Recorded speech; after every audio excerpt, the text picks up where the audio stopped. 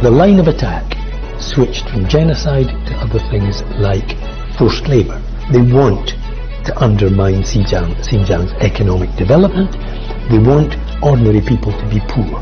They want ordinary people to suffer because they imagine that if they can make people poor and if they can make people suffer, then they will create resentment against the Chinese government. And that's what they're trying to do.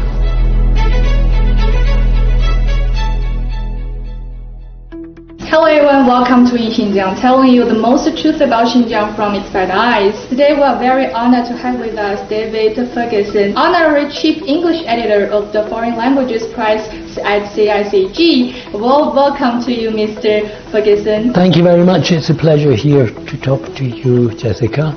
Yes, my name is David Ferguson. I have been in China for almost 20 years. Would you like to say something, or would you like to share with us your understanding of China's Xinjiang? Well, I first started to look into in more detail when the accusations of genocide started to occur. But I started to become interested in the topic around 2018, 2019, and that's when I started to dig down and look at the detailed background to the stories. I mean, I divide it up into claims by human rights groups, stories, anecdotes told by victims, the way that these are then picked up by Western politicians and media, and orchestrated events like the Uyghur Tribunal. Among all of these accusations and fabrications made by the Western media, in your opinion, what does that affect Xinjiang's development? It started out as accusations of genocide. Once the accusations of genocide had taken root in the general public, you ask ordinary people in the US or the UK or generally in the developed West, you ask them what's happening in Xinjiang, and they'll talk about genocide. Once that idea had taken root, the people behind the propaganda, they stopped talking about genocide because they know that there is absolutely no evidence whatsoever of genocide. So they kind of switched their talk to different areas of attack, and one of them was forced labour. It's very difficult to prove a negative. Somebody can say there's a genocide going on, it's hard to prove that there isn't. Somebody can say there's forced labour in these factories or in these agricultural areas. It's very difficult to prove that there isn't. Because the only way you can prove that there isn't is show everybody everything that is happening there. The line of attack switched from genocide to other things like forced labour. And through the accusations of forced labour, they managed to create justification for sanctions and justification for discouraging Western companies from doing business in Xinjiang. And the goal is very simple and very clear. They want to undermine Xinjiang's economic development. They want ordinary people to be poor. They want ordinary people to suffer because they imagine that if they can make people poor and if they can make people suffer, then they will create resentment against the Chinese government. And that's what they're trying to do. In your opinion, do they succeed on that? I've never been to Xinjiang. This is my first visit.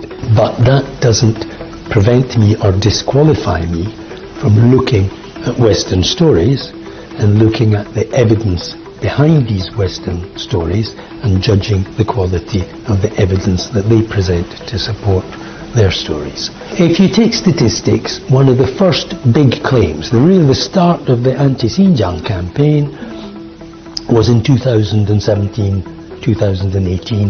The Committee of the United Nations that deals with racial discrimination was having a hearing about China, and one of these human rights groups, China Human Rights Defenders, came up with this report claiming that there were they actually produced 2 different reports.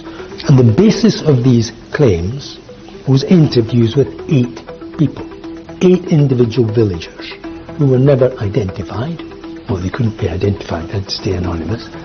The villages that we're talking about were never identified either.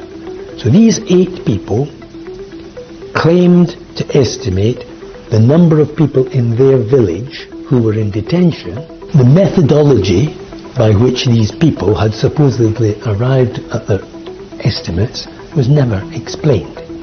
Now, if you were a statistics student at university and you had to submit a paper and you took data that was from 8 anonymous people about 8 anonymous places, and you then extrapolated that data up to a population of 12 million, you would fail your exam very seriously. Nobody would take that kind of rubbish seriously. But when Western media are talking about Xinjiang, they can get away with it. Now, one of the problems that we face is that if you talk to ordinary members of the public in the West, and if you say to them, what is the most compelling piece of evidence that you have seen that convinces you that this story about Xinjiang is true? They can't give you any, because they've never gone to look. All that they've ever seen is endless, lurid headlines from supposedly reputable media organizations like Reuters, the Washington Post, the New York Times. Okay, that's all. Thank you. All right.